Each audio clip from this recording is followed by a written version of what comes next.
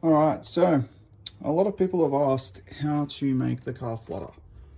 So I just thought I'd make a video just to give you guys a little bit easier of an explanation of how to do it. This is usually where my other intake is, but I took it off just so you guys could see.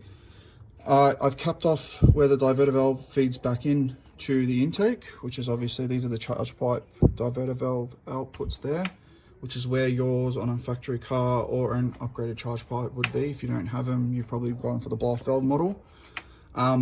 This car came with the option for both, but what you basically need to do is, on eBay they sell a 50 millimeter blow-off valve cap. It's pretty good. It uses a little bit of a washer on the bottom, and it comes with a clamp, like your just normal blow-off valve clamp, just to clamp it on. It's a T, I think it's called a T connection blow-off valve clamp. Go ahead and just pop that on there, and you cap off your diverter valve outputs and inputs. The other one's over here. And basically, yeah, once you do that, air has nowhere else to go but out of the intake, and you'll get your flutter that way.